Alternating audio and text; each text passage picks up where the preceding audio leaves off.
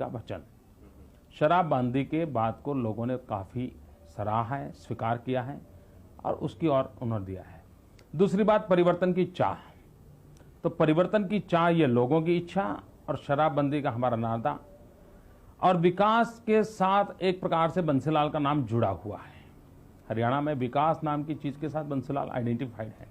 तो लोग भी चाहते हैं कि भाई पिछले 20 साल से कुछ हो ही नहीं रहा है, भजनलाल का करप्शन वगैरह, तो बाकी जो नेशनल मुद्दे थे वो प्लस ये एडिशनल, ये 2-3 बातें। हरियाणा में आपका निकटतम प्रतिद्वंदी कौन लगा, मतलब समाजवादी पार्टी या समता पार्टी या फिर? ये पूरे स्टेट में एक रिधम नहीं रही है। कहीं पर चौटाला के लोग हैं, कहीं पर भजनलाल जी के लोग हैं। दोनों किसी एक कॉन्स्टिट्यूंसी में एक है तो दूसरी कॉन्स्टिट्यूंसी में दूसरे हैं। लेकिन हम हर जगह पे एज कर रहे थे कैंपेन के बिगिनिंग से ही, और जैसे ही समझौता डिक्लेयर हुआ, भारतीय जनता पार्टी और एचपीपी एकदम से अब चली गई थी। चौटाला चाहते थे कि वो पहले आपसे अलायंस करें, जो बात नहीं बन पाई क्योंकि हरियाणा विकास पार्टी के लोगों ने विरोध किया था। उसका क्या रिप्रिकॉशन दिखता है स्टेट में? दरअसल बात यह है कि बंसीलाल जी और चौटाला जी दोनों चाहते थे कि भारतीय जनता पार्टी उनसे समझौता करे और वे लगातार कोशिश कर रहे थे। लेकिन हम हरियाणा की जनता का मूड जानते थे। हरियाणा की जनता ने चौटाला को भी देखा है, बंसीलाल जी को भी देखा है, और हरियाणा की जनता चौटाला जी को पसंद करेगी ऐसा नहीं लगता था। हरियाणा की जनता के मन में देवीलाल के लिए एक भाव है, चौटाला जी के लिए दूसरा भाव है। देवीलाल जी होते तो जनता का मूड अलग होता, चौटाला जी के लिए जनता का मूड अलग है। ये पूरा असेसमेंट हमारे पास था। ऐसी स्थिति में हम डूबना नहीं चाहते थे, हम हरियाणा की जनता के अनुकूल कुछ करना चाहते थे और हमने निर्णय किया। बट बंसीलाल तो हमेशा से बीजेपी के खिलाफ रहे हैं, फिर ये एकॉर्ड किस हद तक साथ देगा? ऐसा है कि बंसीलाल जी भारतीय जनता पार्टी के खिलाफ नहीं रहे हैं। पिछले 2 साल से बंसीलाल जी लगातार हरियाणा में दौरा करते हुए कह रहे हैं कि अब हिंदुस्तान में भाजपा की सरकार चाहिए और हरियाणा के अंदर बंसीलाल जी एचपीपी को लेकर के हरियाणा की सेवा करना चाहते हैं। ये अभियान उन्होंने 2 साल से चलाया हुआ है और उसमें कभी भी उन्होंने कमी नहीं की, कटौती नहीं की। इसलिए मुझे नहीं लगता है कि एक प्रकार से वो भाजपा के विरोधी मानस के लोग हैं। मेरा सवाल था कि उमा भारती के बयान के बाद भारतीय जनता पार्टी की काफी बदनामी हुई है, छवि का सवाल उठ रहा है। हालांकि आज उन्होंने क्षमा मांगा है, खंडन किया है अपने उस बयान का, लेकिन लगता नहीं है कि बहुत कुछ घट बीत गया इस 2 दिन में। मुझे लगता है कि उमा जी ने स्वयं ने रियलाइज किया है, उन्होंने क्षमा मांगी है और अब उसके विषय में कुछ कहना उचित नहीं है। शिमला में क्या ट्रेंड देख रहे हैं हिमाचल में? हिमाचल के अंदर कांग्रेस गवर्नमेंट है, 4 लोकसभा की सीटें हैं। भारतीय जनता पार्टी आज 3 सीटों पे बढ़त पे हैं और 1 सीट पर हम काफी अच्छी फाइट दे रहे हैं। वो कौन सी?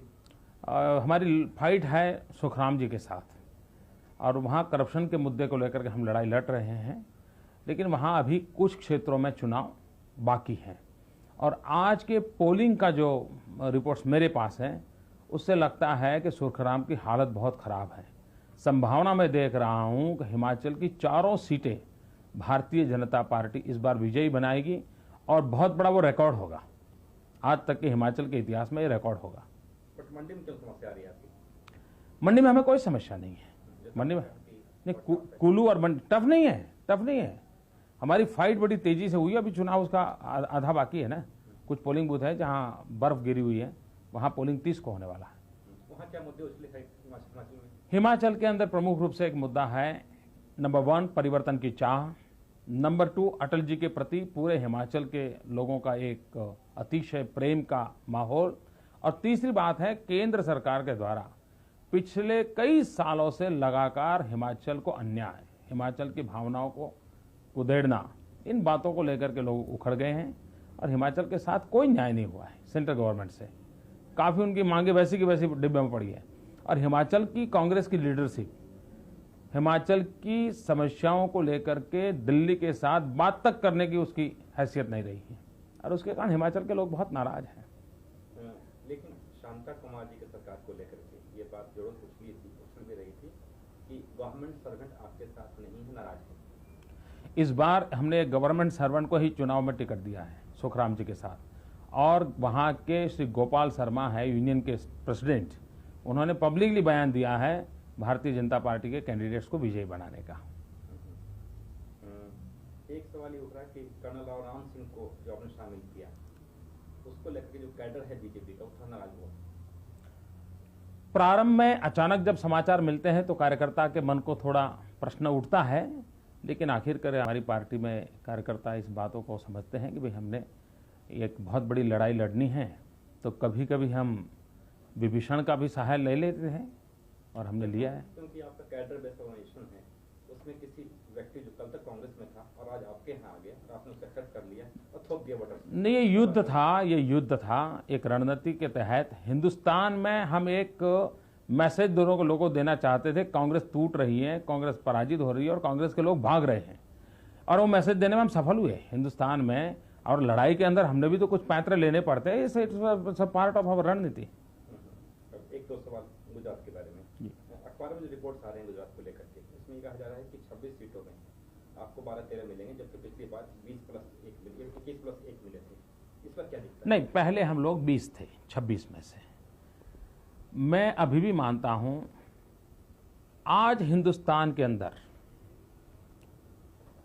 देश में कांग्रेस की सरकार बदलने का जो माहौल बना है वो गुजरात में 89 से बना हुआ है। गुजरात की जनता 89, 91 and this is the third election 96 Congress को उखाड़ फेंकने के लिए वोट कर रहा है। और गुजरात की जनता ने 7 साल पहले तय किया था कि हम किसी भी हालत में कांग्रेस को इस देश में राज करने नहीं देंगे। 2 बार उसने कांग्रेस को उखाड़ के फेंका है। पहले 26 में से 23 दिया, इस बार 26 में से 20 दिया।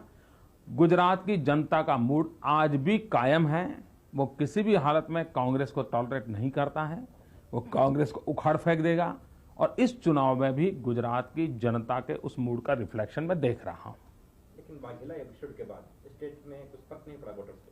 मतदाताओं पर कोई फर्क मुझे नहीं दिखता है। कार्यकर्ताओं के मन में राजी नाराजी की समस्याएं हैं, लेकिन उसको भी हम बहुत हद तक ठीक ठाक करने में सफल हुए हैं। क्या उम्मीद कर रहे हैं, कौन सी सीटें मिलेंगी इस बार आपको? मैं मानता हूं कि पहले से हम बढ़ेंगे। बट एक तरफ आपकी पार्टी अखबारों के जो आ रहे हैं सर्वे, उस पर कुछ हद तक यकीन कर रही है, जिसमें 13 और 12 की बात कही जा रही है। मैं अखबारों के सर्वे में एक बात पे डिफर होता हूं। अखबारों के सर्वे के आधार पर ही मैं कह रहा हूं कि आज वो 20% फ्लोटिंग वोट बता रहे हैं।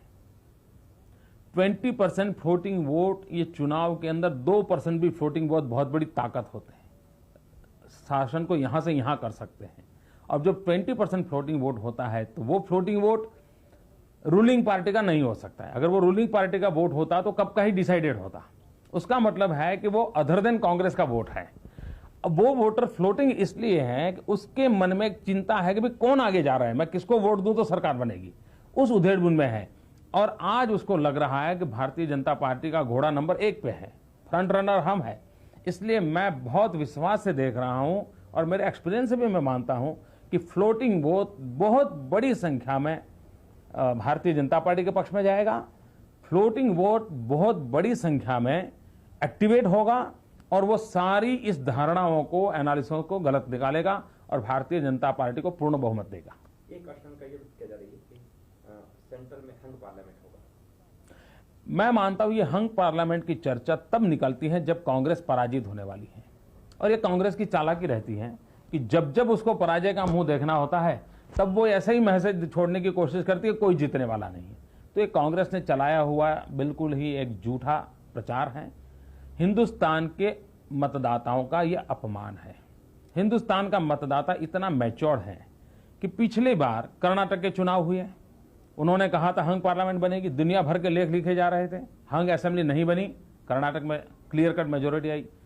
महाराष्ट्र में शिवसेना बीजेपी हंग असेंबली बनेगी ऐसी चर्चा थी, लोगों ने वोट दिया, क्लियर कट मेजोरिटी आई।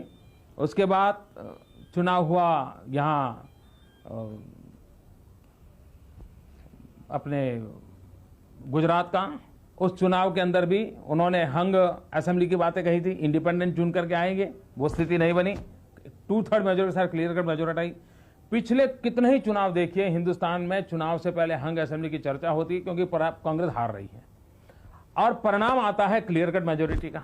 इस पार्लियामेंट में भी हिंदुस्तान का मतदाता जो 10-10 लोकसभा के चुनाव लड़ चुका है, लड़ा चुका है, वोट दे चुका है, वो ऐसा इनडिसिसिव निर्णय नहीं करेगा वो क्लियर कट डिसीजन लेगा और वो भारतीय जनता पार्टी के पक्ष में होगा। अगर तो नरसिम्हा राव की कांग्रेस बड़ी पार्टी के रूप में उभरी, तो गवर्नमेंट नहीं बनने की स्थिति में हुई, तो गैर भाजपाई पार्टियां यदि सपोर्ट करती हैं कांग्रेस को, तो उसमें बीजेपी की भूमिका क्या हो सकती है? भारतीय जनता पार्टी का पीछे हटने का कोई सवाल ही नहीं उठता है। इस बार भारतीय जनता पार्टी न सिर्फ बड़ी पार्टी बनेगी, लेकिन बहुमत के साथ बड़ी बनेगी।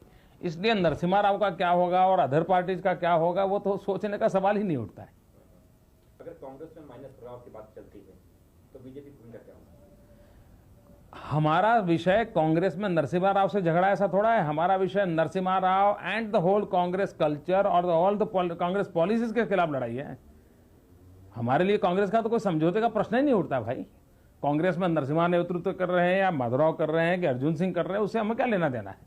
हम तो एक पार्टी के खिलाफ, पार्टी की आइडियोलॉजी के खिलाफ 50 साल से कांग्रेस ने देश की जो दुर्दशा की है उसके खिलाफ लड़ाई लड़ रहे हैं। तो हमारी किसी व्यक्ति के खिलाफ लड़ाई थोड़ी है। 50 साल में जो देश को नुकसान किया है उसके खिलाफ हमारी लड़ाई है। तो नरसिम्हा राव है नहीं है, ये हमारे विचारों का विषय नहीं है। अंत में क्वेश्चन, यदि आप जैसा आपने दावा किया कि आपकी पार्टी सरकार बनाने की स्थिति में है और आ रही है, सरकार बनने के बाद यदि बीजेपी गवर्नमेंट बनाती है, तो मनमोहन सिंह का जो इकोनॉमिक पैकेज है, इकोनॉमिक डेवलाइजेशन, उस पर आप लोग क्या उसको गो अहेड करेंगे या फिर उसको सोचेंगे? देखिए, भारतीय जनता पार्टी ने अपने मैनिफेस्टो में साफ कहा हुआ है, हम मिनिमम ग्लोबलाइजेशन के पक्ष में हैं, मैक्सिमम लिबरलाइजेशन के पक्ष में हैं। हम इस देश में उन मल्टीनेशनल्स का स्वागत करते हैं जो देश में मॉडर्न टेक्नोलॉजी को लेकर के आते हैं, देश के इंफ्रास्ट्रक्चर को ठीक करने के लिए आते हैं, देश के पोर्ट्स के फील्ड में आते हैं, वेलकम। लेकिन हम पेप्सी और पोटैटो चिप्स ऐसे कामों के लिए मल्टीनेशनल का स्वागत नहीं करते हैं। ये नीति भारतीय जनता पार्टी की साफ है।